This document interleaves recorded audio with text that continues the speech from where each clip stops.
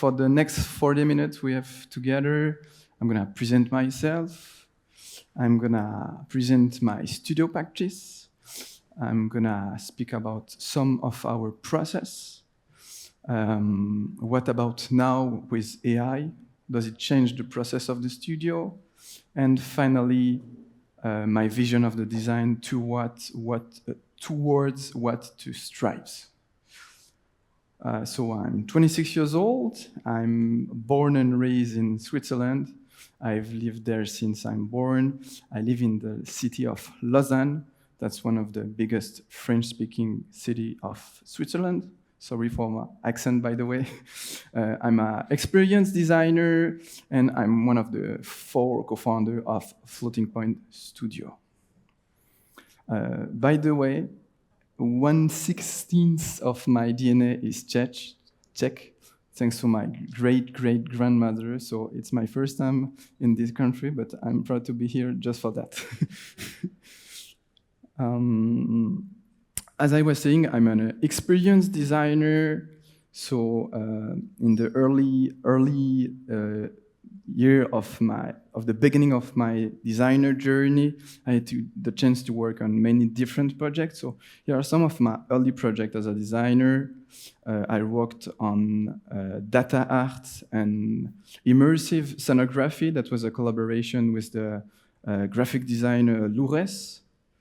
I also work on electronic, a little device, tangible interface, data collection, and sort of DIY projects, and also work on many video clip. This one was for a fashion two creators fashion company called Agapornis. We did the 3D CGI integration. This one was quite of a big project. It's called Brainwaves.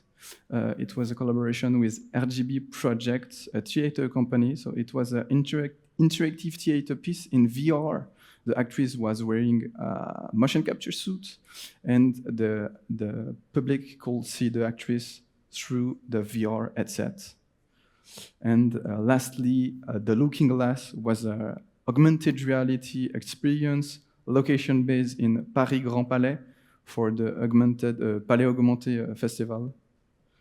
And also some automaton machine interactive installation in the context of the fantastic smartphone exhibition I'm gonna talk about in a few minutes. So as an experienced designer, I really consider my design practice focus on experience, at least experience grounded, as Géraldine Hatchuel said in this beautiful quote that I let you read. And the second very important notion of this quote is the desirable vision. So the desirable vision or preferable vision sort of haunt me since the beginning of my practice as a designer. So much that I wrote this bachelor thesis, humbly called A Responsible Design, a Response to the Current Extreme. So yeah, it was more like a sort of collection of artists and designer practice and practitioner that I found interesting in a way to sort of open the design and also deconstruct the notion of design as only services. It was very inspired, and it was sort of revisitation, actualization of the text of Victor Papanek, his famous book called Design for the Real World, Human Ecology and Social Change. So this is the first edition from 1971, and on the right there is like a recent one. I highly recommend you to check it. I think it exists also in ebook. So thanks to my bachelor thesis, I had the chance to work on the fantastic smartphone exhibition. That's an exhibition on smartphone led by ECAL, University of Art and Design in Lausanne, that I am graduating from. I'm alumni from ECAL, Media Interaction Design Bachelor. And the exhibition was enlightening and staging question and behavior about our little object that I don't have in my pocket right now, but you sure have. So this sort of tension between symbiosis and dependency, extension of the body and machine, a portal to information or sort of a spy, and an augmentation of reality or a blinder with a little a on the fourth line. Little trailer of the exhibition. A society of endless scrolling and meaningful interactions.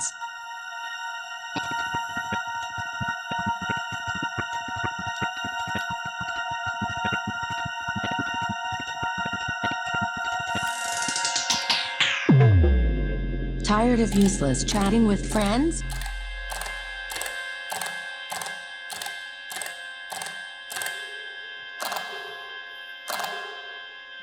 Automate conversation based on auto-suggestions.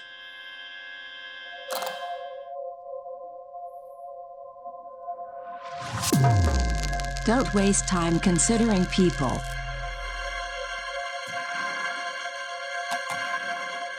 Let artificial intelligence do it for you.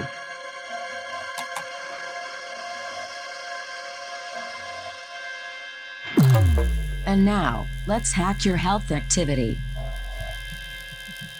42,000 steps a day. So the project you just saw are a collective project made by the student of Media Interaction Design Bachelor I was part of at the beginning of the exhibition, and it was a project that's been extended because of a little friend of us. So the project started in 2018 during the semester course, and then the development, the stabilization of the exhibition, and the European tour started in 2021. So as a young designer, it was quite a huge project for me to be involved in, and I really wanted to take some time to explain a bit the exhibition, because what I experienced in the exhibition really led me to some of the aspects of my two-day practice.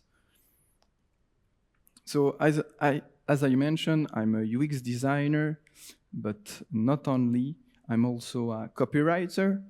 The occasion of Fantastic Marathon, that was my really first big experience as copywriter for design and art context.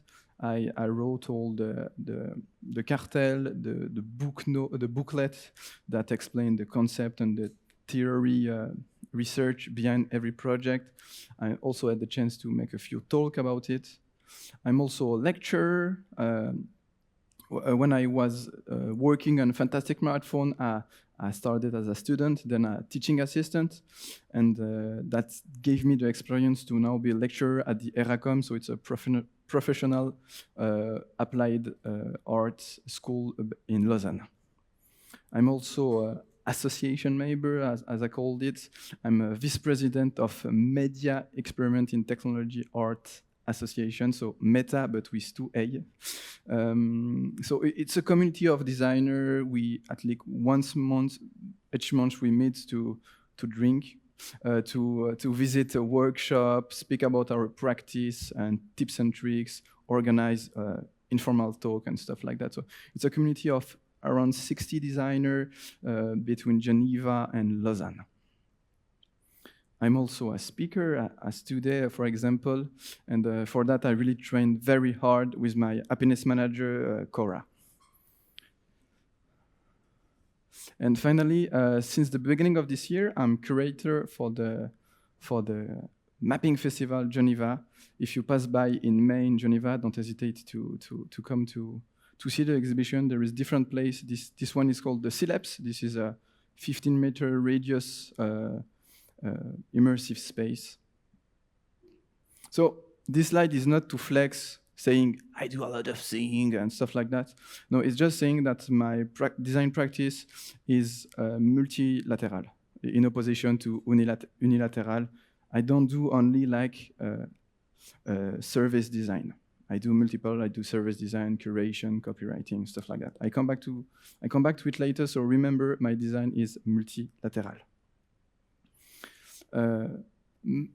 The center of my practice is Floating Point Studio. So a studio I founded a few years ago with 3 of my colleagues. So I need to present them. On the left, Kylan, in the middle, Léonard, and on the right, Valerio. If you have any doubt, this is not real picture, it's made with the help of AI. With a little showreel of some of our projects.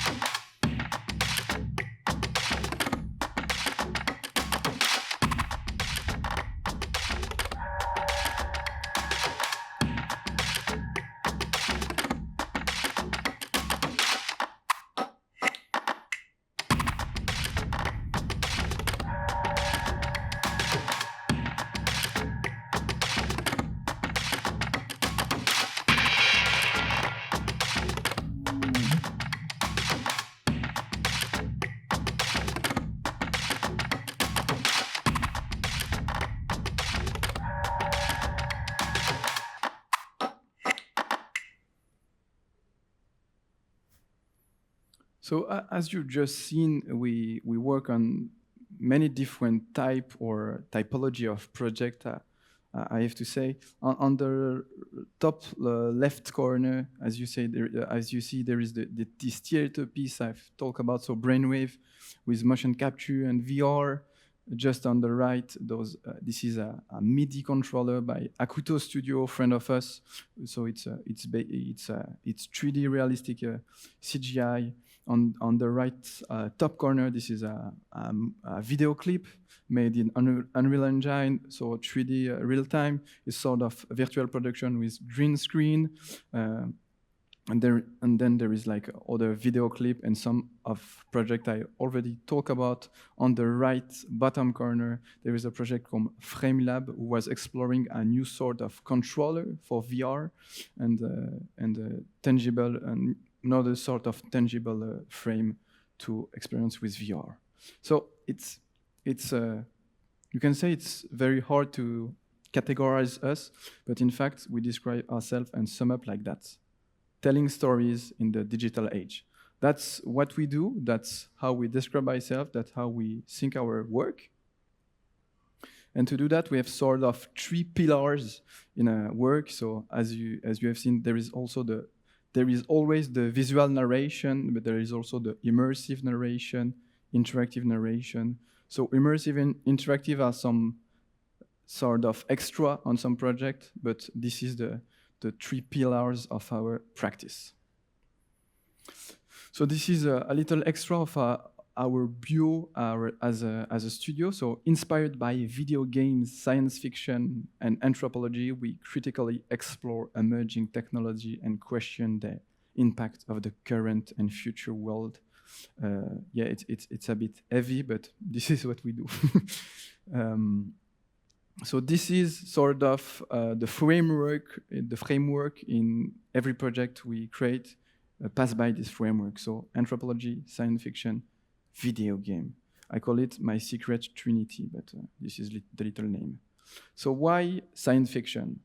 First, for the what if perspective. What if something happened? How it's going to change the world? What it could change to the world? Is going to be positive, negative, preferable, dystopian future. The second one is perspective. So imagine what it could be. Thinks about multiple future, escape from the mono future perspective. So the tech one, the cyberpunk future, I'd say.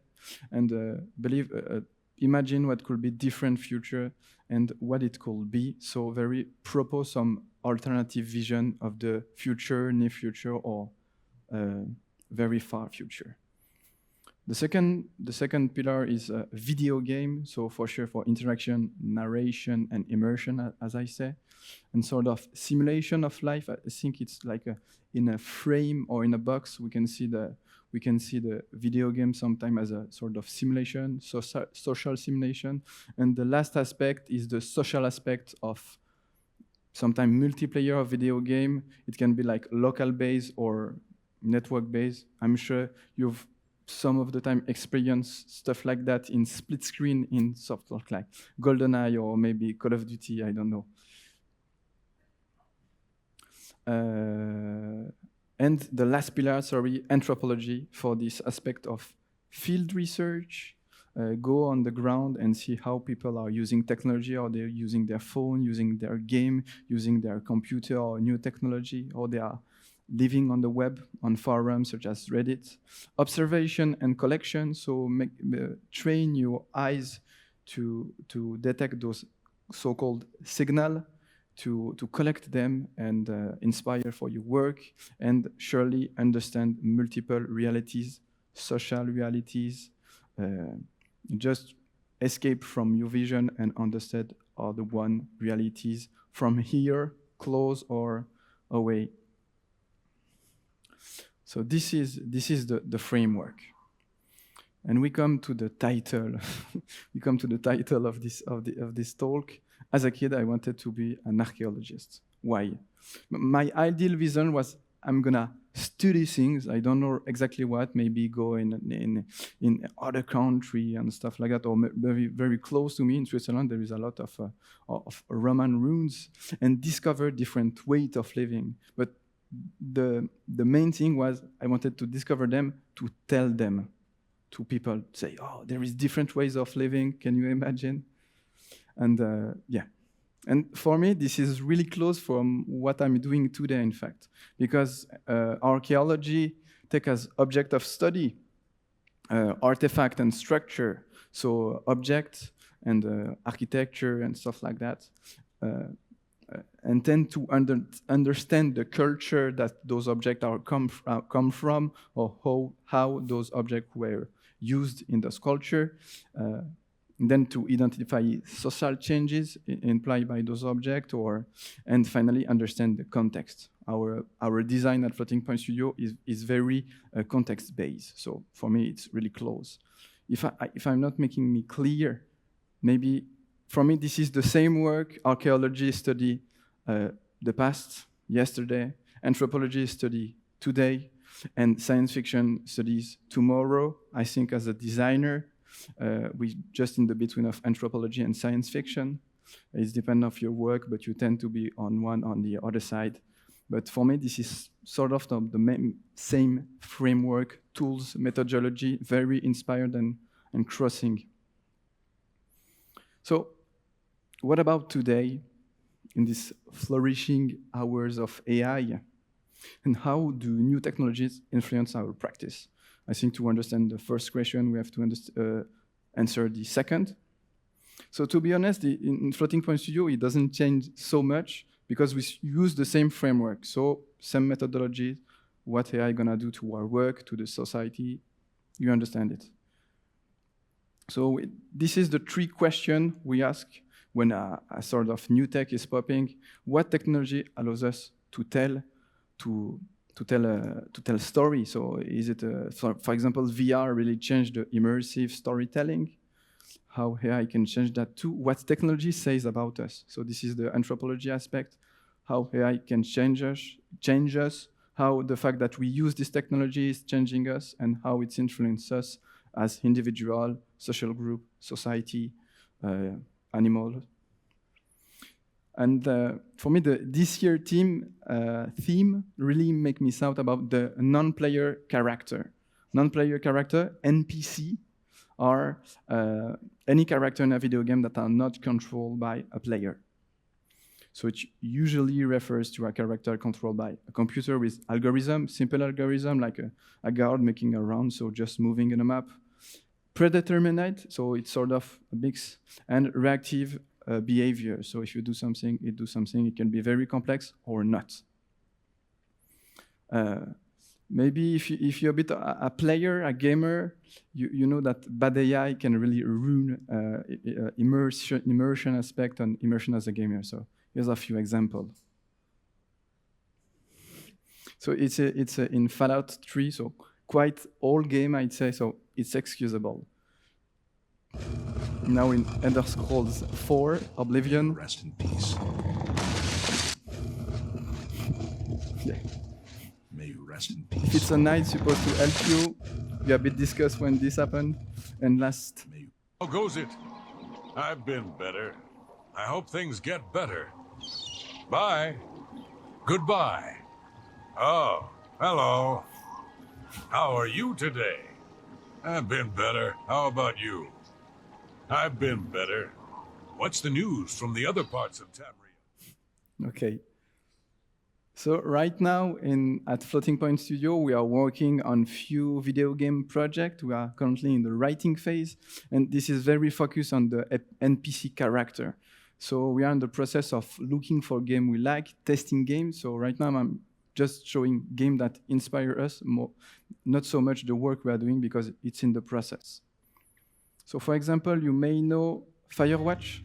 Hey, I called around. Things seem normal with everyone else.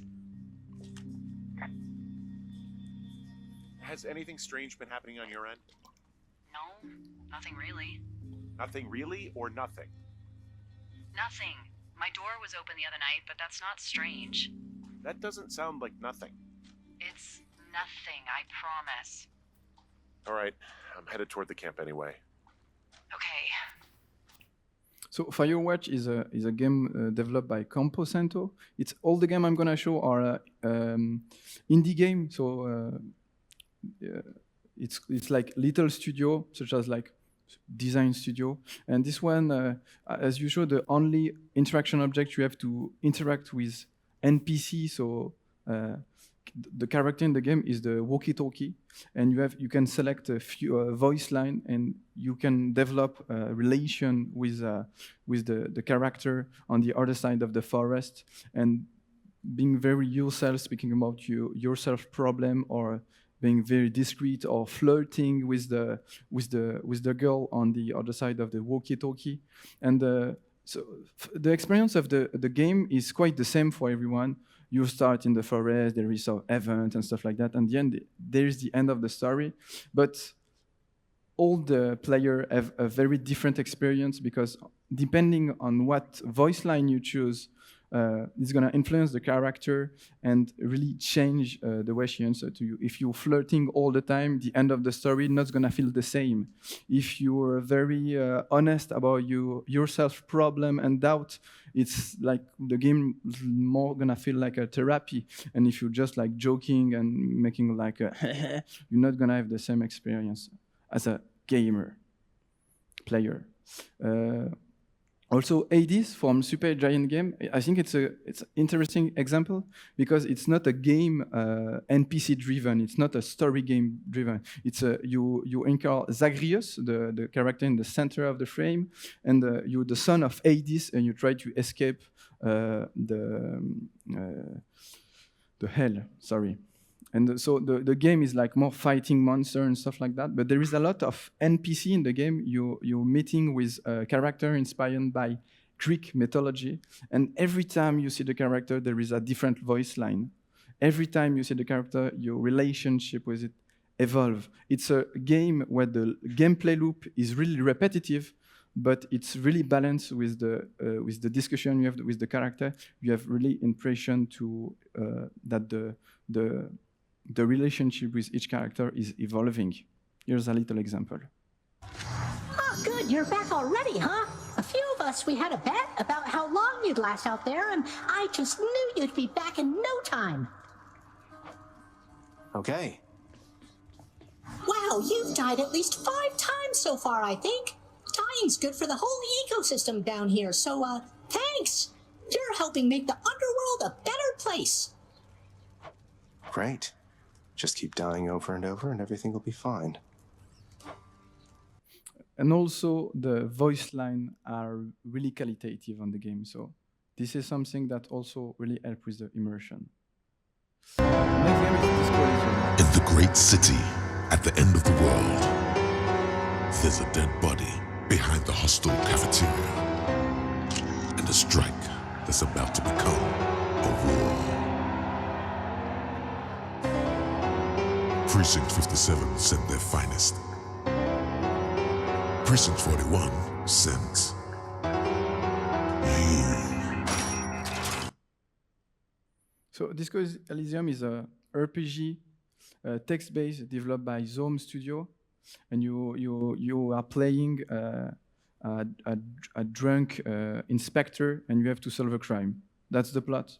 But this story happened in like a working class city, maritime city, and during the story, you have to go integrate, speak with a lot of character, and this can come from the big conglomerate problem fixer to the racist driver to the heroinoman kid of the street to a sort of spiritism people, and so there is a lot of variety of character, and because it's RPG based, so role-playing game. Each sentence you set character gonna influence the plot of the story. So each time you say, you think, what do I have to say to get the great answer, to go faster and stuff like that. And when you're confronting a very racist character, there is sort of inside dilemma. So okay, I want to go faster in the story, but my person, I'd say, okay, I cannot click on those sentences because I found them disgusting. But so yeah, the game was started by a collective of authors. So it's very interesting that this game have a lot of success, but was not initiated by people of the game industries. Let me prove that I'm on your side. Give me a chance. Now listen carefully, this is important. Stanley walked through the red door. Aha, perhaps you misunderstood. Stanley walked through the red door. I still don't think we're communicating properly. Stanley walked through the red door. All right, fine, go ahead, Stanley. You want to know so badly what's out there? You want to find out what lies at the end of this road you've chosen? Well, don't let me stop you. So Stanley Parable is a very famous game, also developed by a very tiny team. I think there are 2 or 3 on the game. And the plot is that every action you make are commented by a narrator that's always there. So it's commenting, reacting, criticizing your action, and it sort of break the fourth wall of fiction. Sometimes the narrator is speaking to Stanley, so the character, but you got the impression that it's speaking to you as a player and really questioning your action in the game and sort of in the life if you go deeper in the game. So this 4 game I've just shown for me a good example in what we call use AI in video games. So the character in video game are always called AI character, but it's not always using AI technology. What I mean is that all the game I've just showed you are written by hand by people, and they are really well written. I'm not saying the inverse. Those are probably some of my favorite games because they are very well. But I think the step further is like to plug LLM or sort of GPT algorithm to a game character to give them sort of autonomy. There is always like some prototype. There is always game a bit implemented it, but I think it's very interesting that what if the character could answer by himself, sort of like a improvisation when you got a discussion and not only select like in Firewatch pre-written sentences and stuff like that. Stanley Parable is a good example from what is written right now on my slide. It's like the fact that the character really react to your action, make them like a greater importance and influence maybe of your choices in the game and maybe outside of the game. So for me, for us at Floating Point Studio that make video game a crucial medium, a crucial, not uncrucial medium, for questioning reality, a way of seeing, living, and impacting the world. I come back to Victor Papanek, so design for the real world.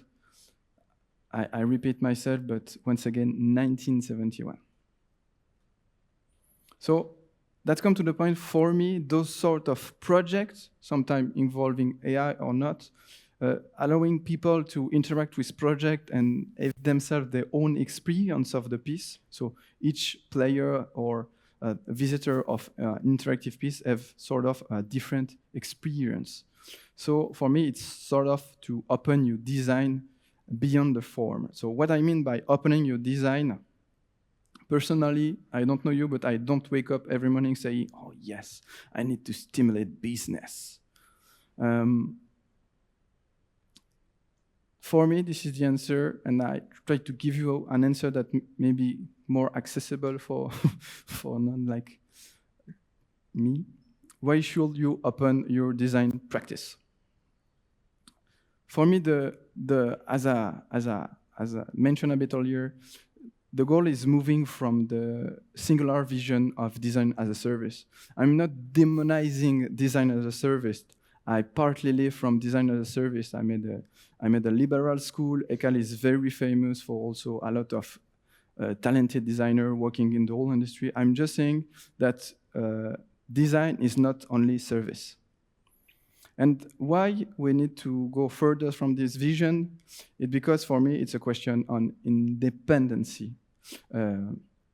If you develop different business model or different incomes, you're gonna less rely on your client to make design and make design that for you believe gonna change something at your scale or at a big scale.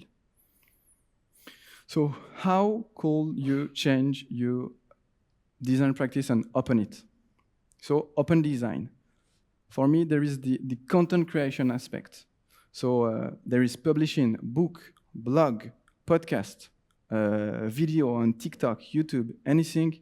There is more and more community developing our content creator, and this is a way to speak about design outside the sphere of design. So when I mean open the design practice, it's also to make it shine the design outside of the design sphere. FOSS, does anyone in the room what FOSS mean? No? Okay. Free and open source software. So it's not the solution to everything, but I think use, share, improve, contribute, or even create free and open source software can help to create community and also democratize design to people with less money, less experience, less good hardware. So, for example, at Floating Point Studio, we use Blender mainly, Stable Diffusion, TrueNAS, Inkscape, you name it. Community.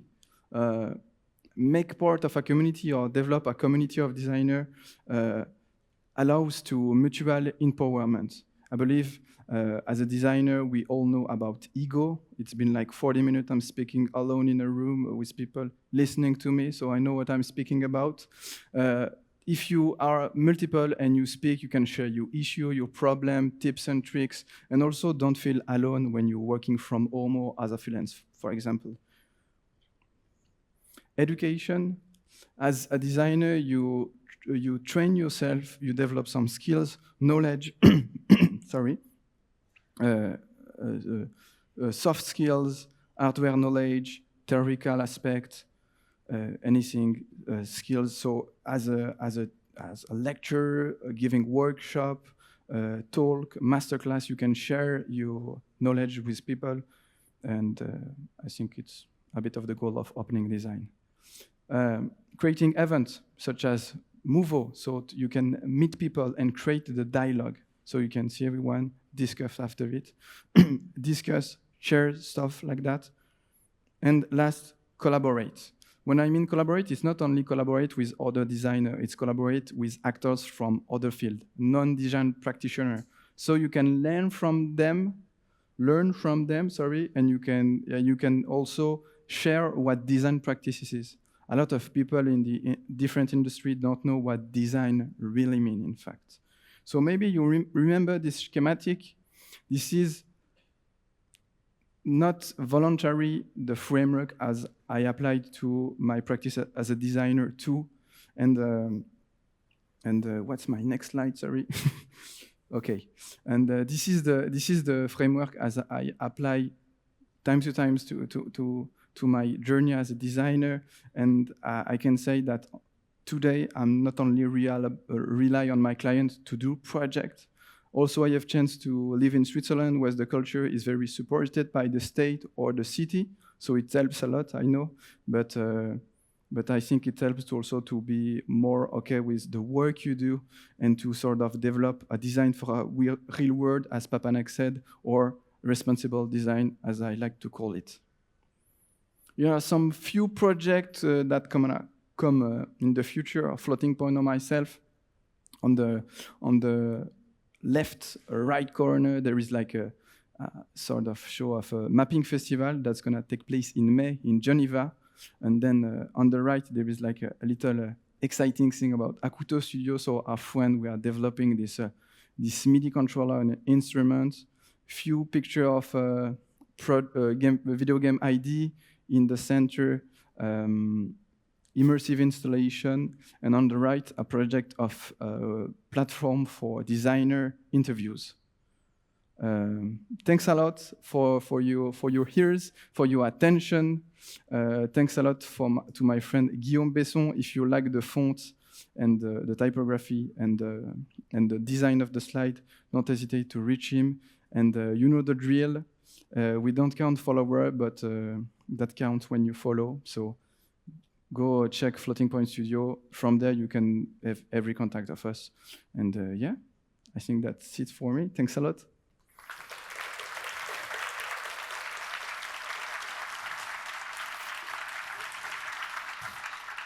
All right, thank you very much for your presentation. It was really cool. Yeah. So I wondered when the very last slide you showed all the stuff that you were working on. Yeah, I think it requires quite a lot of knowledge and experience in like a lot of different areas.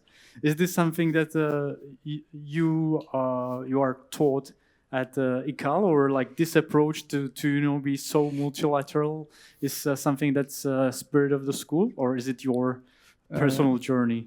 I think there is a bit both, but to be honest, ECAL is the media interaction, the Bachelor of Media Interaction Design at ECAL is very not generalist, but I think quite open. So you learn the basic of interaction design for sure, also electronic, 3D, interactive 3D and stuff like that. So I think you can pick a bit of everything and say, okay, this practice of the design exists.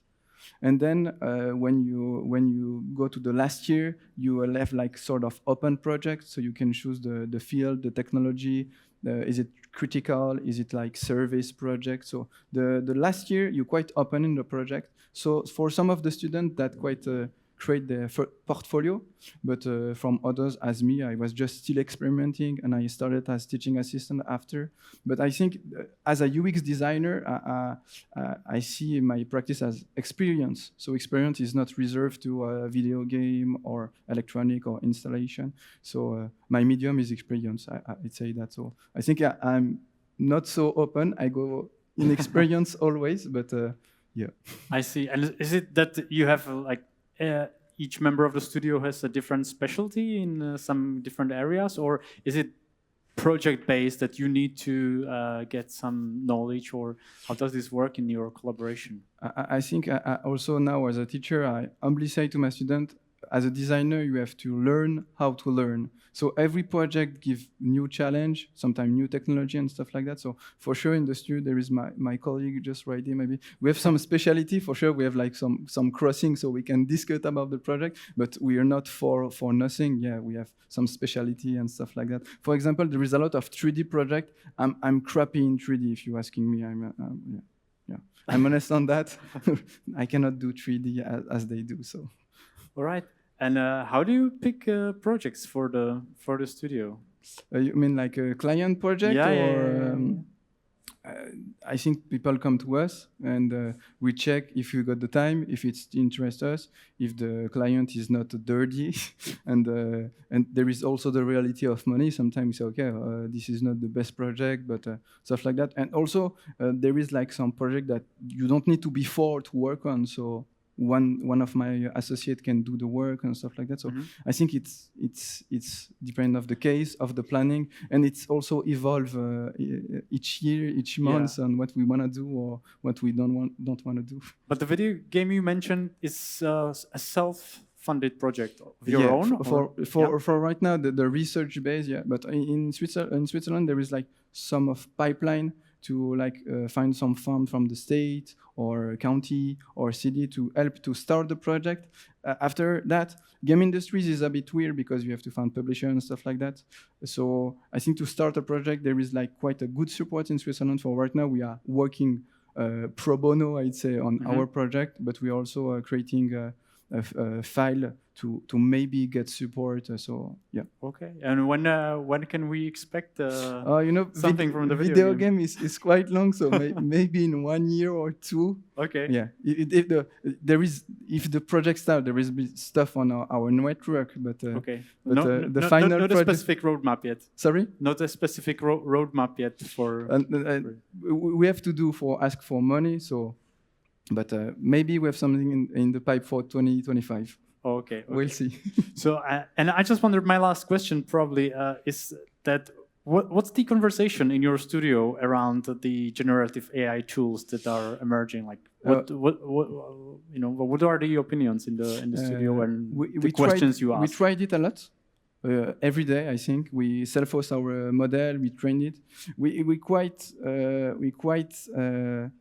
directed on the open source model because of ethic and stuff like that. For now to be too defined, we prefer to know what the model has been trained on, and also to self-host because we use the energy we pay for the energy that's gonna make these images. I think we on the energetic side and also on the information that are in the model, we quite strict on that. But then for now, we only use it on the pre-production side of the project. There is no project that came out with image or text generated with AI. But I think to start a project, to avoid the blank sheet syndrome, I think it's really good. And also, it's as a little studio, it helps you to go faster at the beginning of the project. Also for brief or client brief or such as file for ask for found I was mentioning. I think it's quite useful on that point. And there is a lot of beautiful things making today with AI, and I think there is a lot of exploration to do. So right now we are exploring, but as I say, maybe in a video game, mainly on the LLM side, so for the text and also maybe the voice of the character. But we don't wanna break job, I'd say. I have a brother who's actor, so I know what does it mean to have a model that generates beautiful voice and stuff like that. So I'm quite on the wait and see. Okay. For now. Do we have any questions in the audience? You might be curious. I heard yo-yo. Does it count that somebody has or not? Okay, if not, thank you very much then for the presentation. Yeah, thanks. Okay, and see you around. I'll be around, so if you got any question or just want to have a chat, I'll be here today and tomorrow. So yeah. Perfect. Thank you.